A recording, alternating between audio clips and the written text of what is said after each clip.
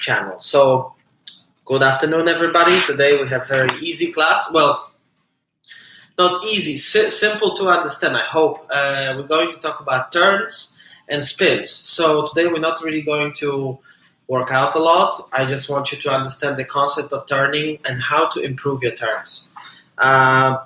Let's start with this. This is just my opinion, and if you think something different, if some other teacher told you differently, that's totally fine. This is just what I think. Our dancing is built on two elements, on steps and turns. Do you take a step forward, to the side, triple step, double step, single steps? Are they slow or fast? Doesn't matter. Yes, we do certain steps that require certain body actions or frame or poise. And then there are moments where we turn. This is the second element of dancing, when we turn. So today we're going to focus on that. Turning happens in all four styles. Actually, in all styles. In social dancing as well, in salsa as well, in Argentine tango, West Coast. All of these dances include turns as well. But obviously, let's focus on Latin, rhythm, and smooth for now. Okay. There will be different types of turns, and each of these turns we have to approach slightly from different angle. But there is one thing that does not change. So I have four topics for today. Probably it's hard to see because it's on reverse, but it says intro. I would like to already finish that intro. Intro is done. Now, how do we practice the turns? Then what types of the turns do we have? And then last one will be how to understand, how to feel, and how to combine it all into practicing your speed in the turns. Okay? So, first, let's talk about types of turns. Let's just divide it into very simple two groups of turns. Okay? Some turns will be, or spins. I was taught like this. It's a turn if you're traveling. So if I do this chaîné turn, this is traveling turn, okay? And if I'm standing in place and I do pirouette, that's a spin, okay? There is also different types of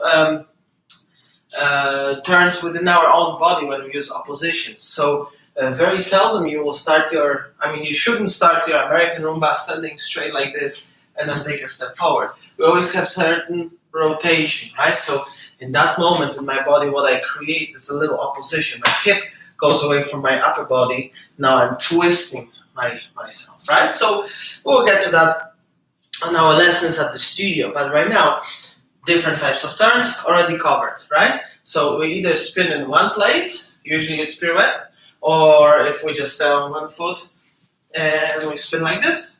And the second type of turn, that was not very graceful. The second type of spinning is of rotation is when we have turns, when we travel, right? When we take travel certain distance. Please do not confuse turning with twisting. That's what I meant earlier about the rotation in your own body using oppositions. So let's not worry about twisting. But you usually need twist before you do spin, before you do a turn, okay? So, now we can subdivide these turns into, let's say, two very simple subdivisions for spins.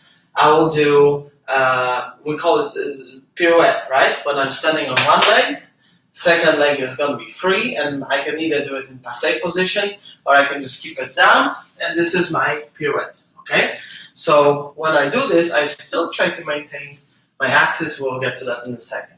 Second type of spin, and we're not going to cover heel turns and things like this, will be a spiral turn. When you're taking a step, and you turn in one spot.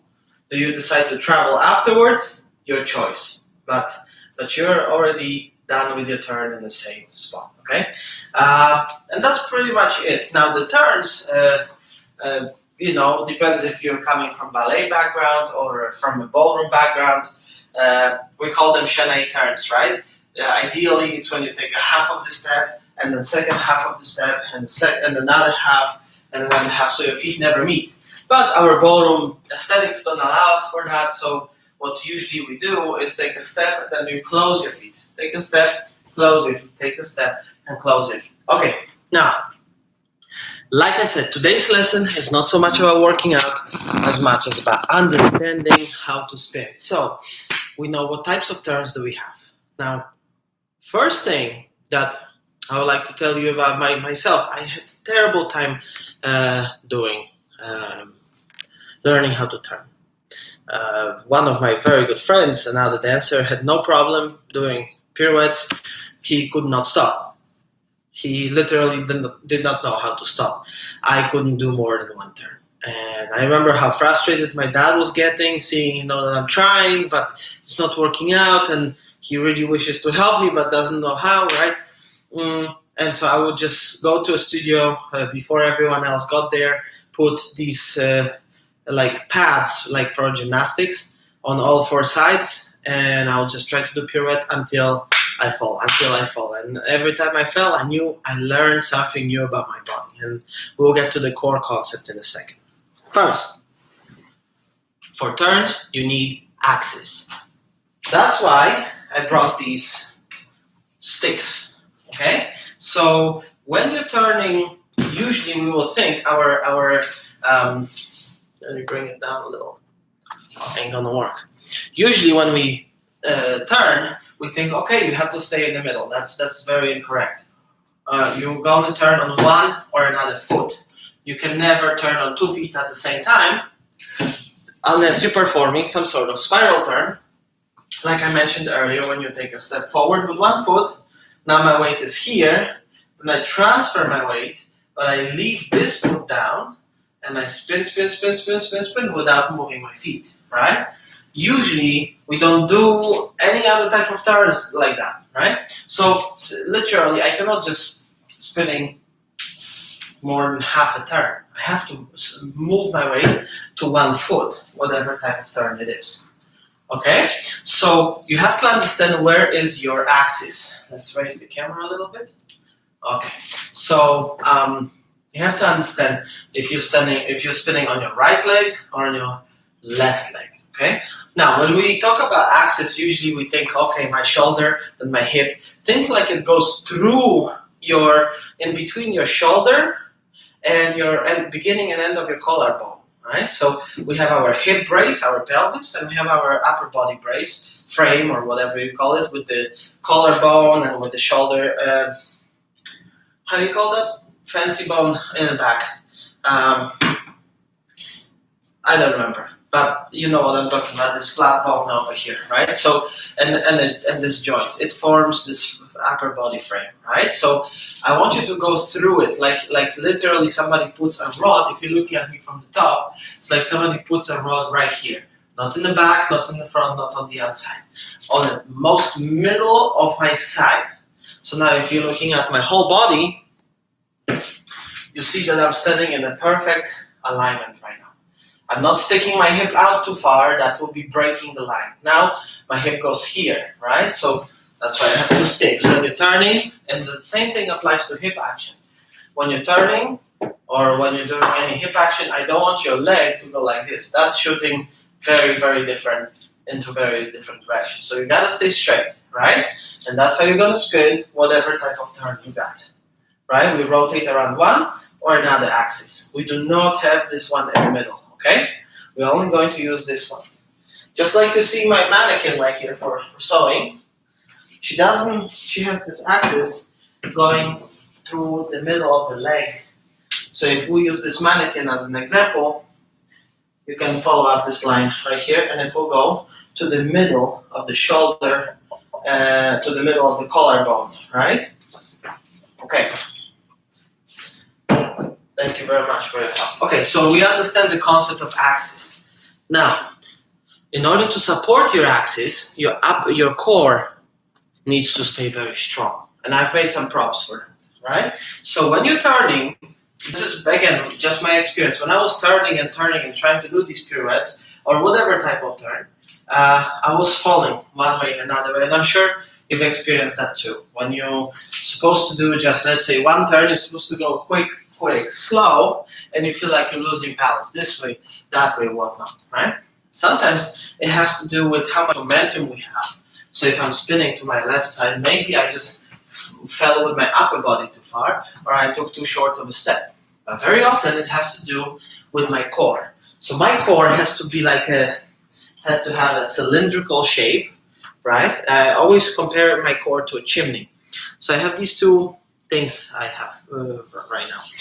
One is made of paper, one is just a metal bottle, all right? So if you compare this to my core, right, this cylindrical shape, if I spin and I feel like I'm losing balance towards the front this way, that means I'm letting go here, right? Because if this is your core, hang on, let me turn the camera like this. Okay, if this is your core and I apply certain pressure, it's gonna start breaking somewhere, right? It might start breaking right here, and then the whole construction, that's the weight of my upper body, and now the whole construction is going to ultimately fall, right? So, see, this is a very weak core, right? This is very, very bad. And that same thing happens when we have a strong core. Eventually, you get some more weight pushing you down, but it doesn't break, right? It doesn't tilt each way. So your core is supposed to be like paper, but like metal. So we avoid any of this, squishing and falling. Just wanted to really squeeze that. Feel so strong, okay? So all these muscles surrounding your core, your abdomen, will help you to maintain balance. So even if you're falling, you know how to fix it. So you'll try it a couple of times. We're gonna pick simple exercise. Stand on one leg, stand on whatever leg you prefer. Open your arms. We're gonna wind up. Now we're going to open this arm even more, and then we're going to close it as we spin on that same foot. Whoops. As we spin on that same foot. So my weight, right now it's, for you probably it's left. You're gonna stand on your left leg, open your arms, prepare, open, close, open, right? And why am I falling? Because I'm letting go somewhere here, and my upper body takes over. So if I control myself a little bit more, you probably had the same experience. Now, if I'm turning and I will stop with my core strong, I'm already not losing my balance. The other foot will work like a kickstand. So you spin, stop, and this foot is grabbing the floor. Okay, once more. Open, spin, stop. That's it. Now, which part of the foot you will spin on? I should have taken it through a little bit earlier. Maybe even take my shoes off, but I'm just gonna do what Eddie Alba likes the most. This view. You can see my shoes. Well, you can see my shoes have this little circle right here, right? That's the spot you should be turning on, right? So if you ever find yourself losing your balance, think about which part of your foot you are on, right? So again, it doesn't matter if it is 3 turns, 2 turns, quarter turn, whatever it is. Oops, you can't see my foot. So when I'm turning, when I'm getting ready for the turn, I have to be on the ball of the foot. Also, it will help you to elevate yourself. So whenever I'm losing balance during the promenade in waltz, for example, when I do chassé, now I usually try to go even higher to save myself. Now, same thing when you turn. You're standing on one leg, get ready, spin out. I elevate myself. On my standing leg, right? Let's try the other way. Open your arms. And up. That's it. Again, open your arms, wind up, and close. Now, eventually you will not need your arms. Eventually you will not need to do each turn like this. That's very excessive, right? Eventually you will learn to generate that energy within our torso, right? So then I'll just take a step, and that's all I will need. This, and then close, right? And again, open, close. I don't need to do this no more, but you need some sort of preparation for the turn, and that's my next topic. So, given the 3-step turn, right? Let's say I'm standing on my right leg and I'm going quick, slow, whatever dance it would be. Let's say American Rumba for now. I cannot just go to it right away, turning like this. I have to prepare. So first, I'll settle my right side back, or your left, right? I'll take a step. I already have certain preparation. Now it's much easier for me to spin quicker afterwards, right? If I enter straight, I have no potential energy. If I take a step like this, now I can easier spin, right? Or turn. So if we do, again, 3-step turn, prepare first. Taking a first step is actually opening, then you can wind up into a turn and finish it, right? Next thing, like I said, when you spin, you go on your toes. You don't have to go on top of your toes, but you have to elevate yourself a little bit so your heel will take up the floor. How high? Not very high. You see this piece of paper I got? I put my foot on one side of it, and when I spin, I go over with my heel, but you should barely be able to see me lifting my heel, right? So I'm not really doing this, right? I don't need to go this high. I just need to lift my heel off the floor so I don't step on the paper. So I can spin on the ball of the foot, on the inside center of the ball of the foot. Okay, so we already talked about axis. We already talked about your core. These are the most important things. Now, usually when we learn how to do Rumba walks, how to do promenade position in walls, how to keep your frame, we just need to repeat. With turns, it's no different. But you need to first understand it within your own body. So what I would like to encourage you to do is find some safe area at home. Make sure there's no sharp edges around, so even if you lose balance, you'll not knock yourself in the head. And then just try this. Just try the 3-step turn. Stand on one leg, take a step, close your feet, take a step again. And now, you can do that so many times, right? But don't try to be fast. Just try to feel your balance, feel your core. So stand on one leg, take a step, prepare. Remember, I'm not already letting my shoulder go, right? Take a step and close. No. Alright? Now, that will be already the third or fourth thing when you're getting ready for turns, is this concept, shh. Some of my students already know, I use this very often in our lessons. Shh stands for SHH, shoulder, hip, head, right? Head will be last. So when you're doing any type of turn, you should be spotting your head. That will make you look like you turn faster. I'll give you this example. I'll turn twice, and I'll turn with the same speed. This will be the one type of turn, one turn.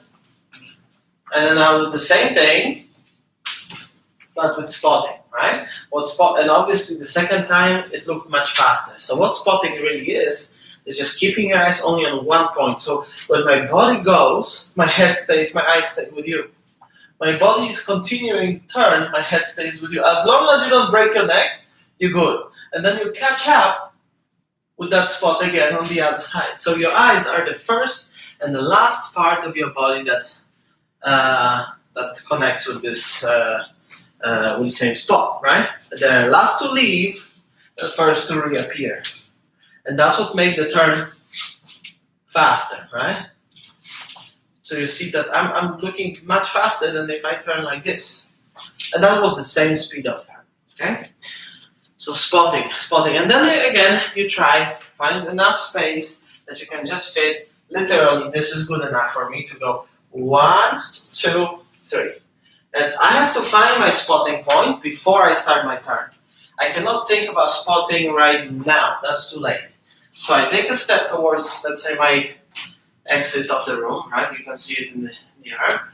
I take a step towards it, and now I'm looking at it, right? Oops, again. 1, oh, 1, oh, 1. Right, and last concept, you can practice that, you can pause the video right now, you can try it a couple of times. Last concept is to really be aware of spinning only on one foot. Even when I do these type of turns, when I take a step and I close my feet, you can only turn on one foot. It's your decision if you spin on your left or on your right foot, right? But you have to be very aware of that. Either one is fine. If I take a step, I can turn now and then close. or I can take a step, and as I'm closing, I can spin. That will remind us more of a spiral turn, right? But I cannot do half, half. That will kill my speed, right? So, again, you decide. Either way is correct. Take a step and spin, close, or take a step and spin on the on step number 2, right? So you either go 1, 2, 1, 2, 1, 2, or you go 1, 2, 1, 2, 1, 2, right? Eventually, you will start feeling this whole core concept. You'll start feeling which part of your foot you will be spinning on, and you will get more and more comfortable. And that's the time when you should worry more about speed. So sometimes I see during the lessons or after the lessons when some of my students or anybody's students, any of the student really has a step in their routine where she or he has to spin. And then they practice to be faster in that turn without knowing how to spin, but they just try to go faster, right? So first feel that concept of your core, and then work on your speed, right? So I mentioned earlier SHH, shoulder, hip, head, right? So when I'm taking this turn, I go with my shoulder, or I took the first step, and I let my shoulder roll, but my hip stays there. And as I'm closing my hip, I accelerate my turn, right? Or even quarter turn, when I go into whoop, that's still a turn, right? So again, like when you go into crossover break, you go cha, cha, 1, and now I will rotate shoulder, hip, head, right? And that will give me more speed than going cha, cha, 1, 2, right? That's very boring. So on cha, cha, 1, right? And that will, a rotation around your right side will allow you to feel sharper, feel quicker. But, but again, which foot you're turning on, if you spot your eyes, if you allow your body to wind up and then unwind, right? That will definitely be the key pointers. And then once you want to be faster, you have to add your breathing. So when you're turning and you want to accelerate your turn, exhale, okay? You cannot become faster if you go, right? The only time when you can inhale while you're turning is if your nose is stopped and you're afraid something will fall out of your nose, right? But otherwise, when you go, I don't want to hear, right? But rather,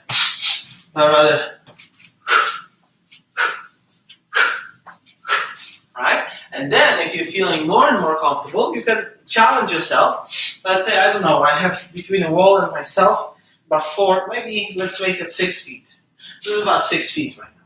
So if I want to, I should be able to fit in here a good 8 turns, right? 1, 2, 3, 4, 5, 6. And I failed. Okay, but you get the concept. So you should be able to squeeze that because I have a stuffed nose. You should be able to turn in a smaller and smaller space, right? So I don't need to take each time step this big when I want to spin, when I want to turn, okay? And that will pretty much be it. Be careful when you're practicing at home. Make sure you're not going to hit anything with your head. We talked about types of turns. We talked about what foot part you're going to use. We talked about shh. That's very important, especially for these smaller turns, the less than a full turn. When you do a 3/4 turn, a quarter turn, when you go from here to here, right? It's easier if you swing your shoulders first. Your body has more speed, and that really will be all. So I see that someone joined us right now, but that's really it. So just wait for Sergio to finish the editing. If I hope there is not too much work with it, Sergio. Thank you very much for doing this, and this should be a really useful class when you don't know how to improve your turns. Get back to that. Remember this whole core concept that will not allow you to break like a paper cylinder, but rather like medal, right? Thank you very much for today. I have very, very good feeling that soon we'll be back on the floor. I have very, very good feeling about this whole change in our mindsets too, that we're going to take care of ourselves, that we're going to wash our hands more often, stay healthy and clean, and everything will be fine very, very soon. I'll see you all on the dance floor. As for today, thank you very much and enjoy your Memorial Day weekend. Thank you. Bye-bye.